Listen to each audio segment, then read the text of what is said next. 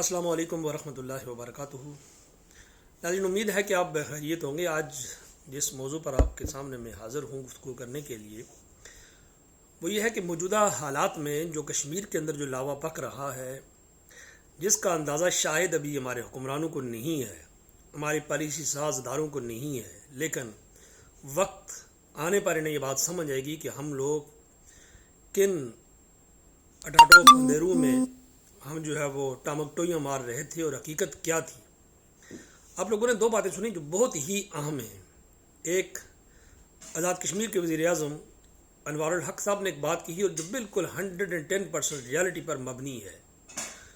जो एक कायमा कमेटी के इजलास में उन्होंने बात की कि ये शायद कश्मीरियों की आखिरी नस्ल है जो पाकिस्तान से वाबस्ता होने पर इसरार करेगी या करती है, और इसके बाद आने वाली नस्ल शायद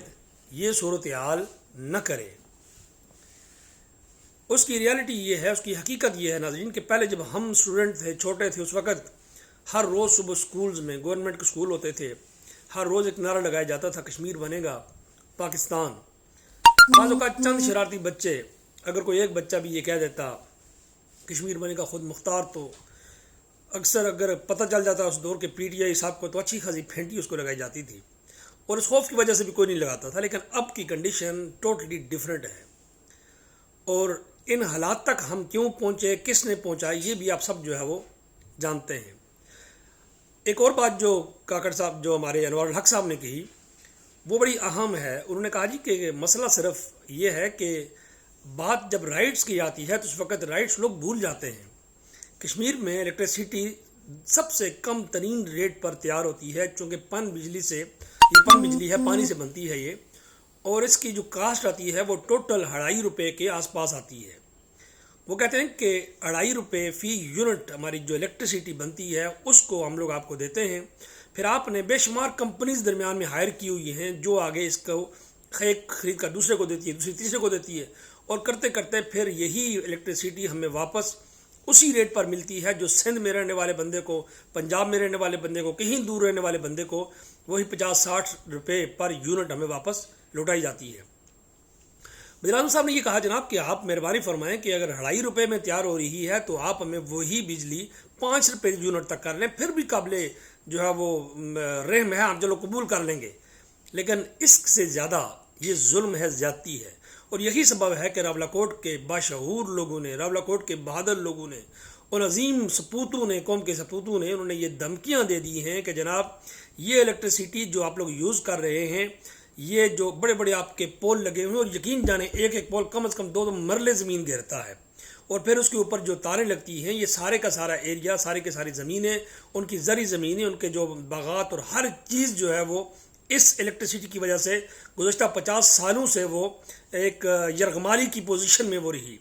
और कैद बंद की पोजीशन में भी रही। अब लोगों ने कहा जी ठीक है, आपने हमसे इतनी महंगी बिजली दे रहे हैं तो आप हमें ये पिछला सारा जो हिसाब बनता है हमारे रेंट का, पहले हमें ये अदा करें, और जब रेंट वो देना पड़ेगा वापडा को तो वो करोड़ों अरबों रुपये वो बनता है। इसलिए हम यही कहेंगे इस वक्त हमारे जो पाकिस्तान के वज़ीर आज़म साहब, जो काकड़ साहब बैठे हैं, जो कहते हैं जी बिजली का कोई मसला ही नहीं है, तो इसलिए जागें, ज़रा होश के नाखुन लें। याद रखिए, बिजली और यानी इलेक्ट्रिसिटी और बाकी इंटरनेट के अंदर एक फ़र्क है कि इंटरनेट एक जगह पर आप खंबा लगा दें, पोल लगा दें, उसकी जो